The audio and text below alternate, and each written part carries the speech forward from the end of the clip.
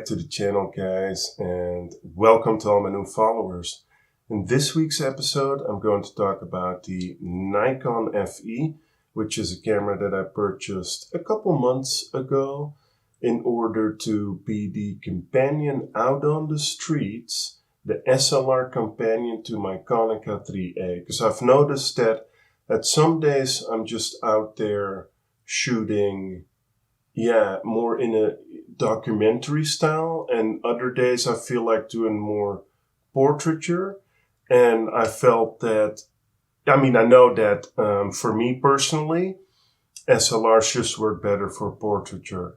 Of course, I wanted to have a camera that was inconspicuous out there, didn't draw a lot of attention, and I did a little bit of research, finally arrived at the Nikon FE because the specs are very similar in terms of shutter speeds, but we'll get into that in a minute.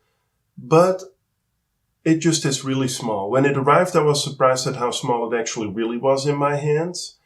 But that's the beauty of it. And of course, I wanted to have one in a black version to where, it doesn't draw that attention in terms of having that, typical vintage, chrome black look. And this camera did tick all the boxes. Yes, we have shutter speeds from 8 seconds all the way to 1/1000th of a second, but this camera actually comfortably exposes to 1/2000th of a second when you're out there, which I think it was that I read it was a marketing issue, that they couldn't promise that the shutter speeds above 1/1000th of a second were going to be accurate, but mine certainly is up to 1/2000th of a second. Some copies might actually be accurate up to 1/4000th of a second. This camera is very well built, typical for the Nikon era of the day, typical, it's just a very solid build. You don't feel like, okay, I'm going to break this camera. Of course, you don't want to drop the camera or anything. You don't want to drop any kind of camera. But these puppies, they just keep shooting. I have no idea whether or not this one's ever received CLA, but it's perfectly accurate in all shutter speeds. No light leaks, nothing like that. I just wanted to have a camera that was solid, reliable, no frills, no silly features that I don't need, and this camera really is that. What I did want, because I did consider going for the Nikon FM, which is also a wonderful camera, I did want it to have some automation, and what I like about the automation of the Nikon FE is that due to its analog circuitry, it exposes its shutter speeds in a stepless fashion. So, i.e., if I need one 351st of a second, .069, it'll do that. Because it has an analog circuitry then therefore an analog meter, and the needle system that it has is also very nice. It's very intuitive. It doesn't really draw your attention away with all kinds of lights and stuff like that. The match needle system, I really love it. Sometimes you just want a little bit of automation when you're a bit more fast-paced, although I must admit that shooting without a meter doesn't really slow me down, but it's handy to have that. We can still shoot all manual if we want to with the FE, and it's just a great little camera. Another reason that I bought it is, number one, its size. I wanted something smaller, but again, I was surprised at just quite, how small it is, which, it has its advantages. Again, you're a bit more, you're a bit more inconspicuous out there. You're not as obvious like, hey, I'm here to shoot a picture. You can use a little bit of a smaller camera back, all that kind of stuff. So this wonderful camera produced from 78, to 83, I believe, but stock was still available, new stock, till 84. So that means that there's been quite a little run most people do seem to salivate after the FE2. I get that. To me, the FE is a little bit of a better deal because of a better value, I should say, because of the lower price.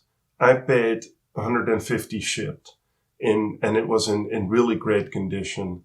I would say minty, not all the way mint, but minty, and you pay at least $250 to $300 nowadays for an FE2. You do get 1/4000th of a second, but there are a couple of things that I really do love. Yeah, me as a flash shooter, of course. Once you connect a flash that's Nikon, you get a little flash ready light. That is really, really neat for me, so I don't have to take my eye off the viewfinder in order to know that my flash is ready. That might not be an issue for everyone, but it does set that FE apart from the FE2. A second thing which I think is really neat is this little, ready light. It's just really nice. The battery ready light is an indication, once it stops burning, you definitely still have a week left in you to shoot with. But it's just really neat to have that, in my opinion. That also sets the FE apart from the FE2. And another little feature that definitely sets the FE apart from the FE2 is, of course, the ability to remove the lever in order to then, comfortably put non-AI glass on there. I'll put some B-roll up on that. I think that's pretty neat. You can put, pre-AI glass, I should say, on there if you're ever so inclined.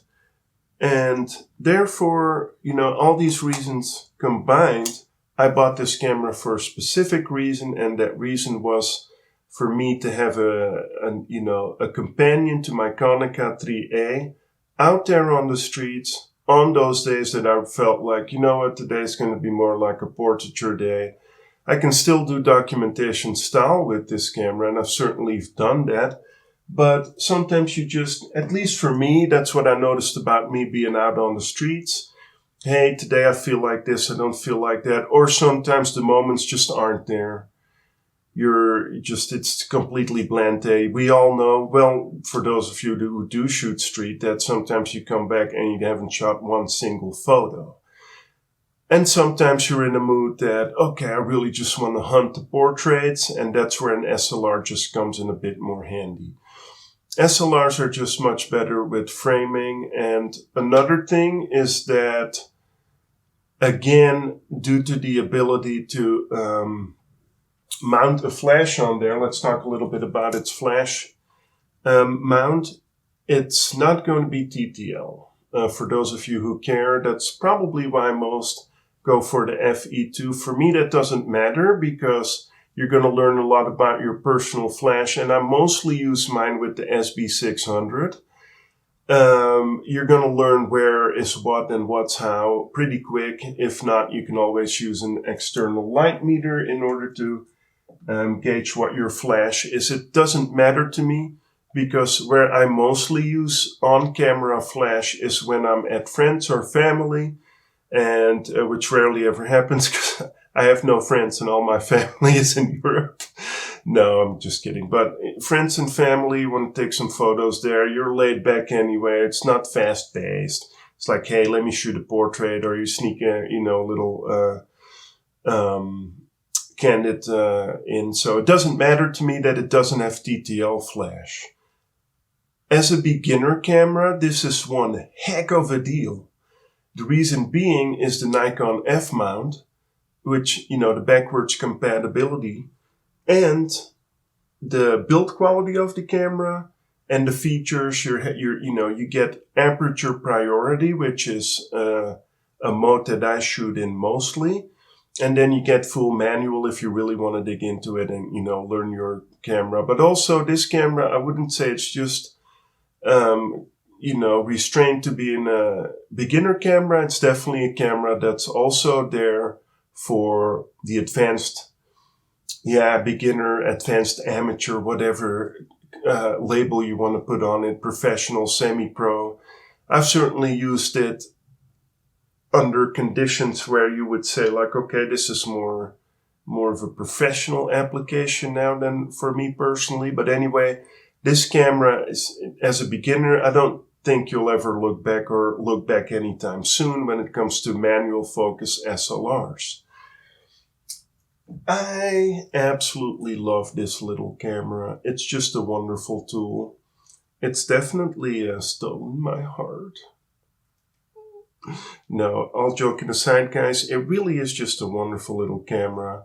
I would recommend it to everybody. Solid build quality. Yeah, image quality is going to be on the lens, your technique, and what film you have in there.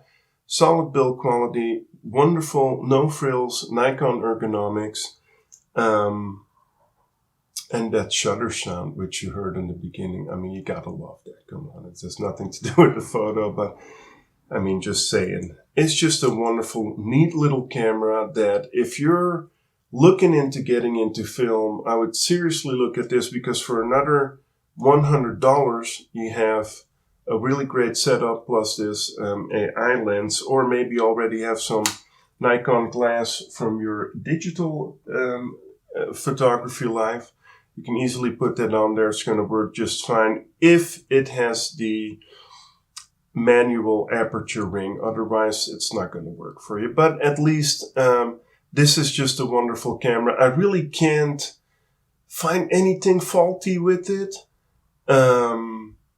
Yeah, in the beginning, of course, if you come off a year shooting nothing but a manual camera that has completely no electronics in it, I did since I am a flash shooter, sometimes I left the camera in 1/125th of a second, but that's personally on me. That's not on the camera.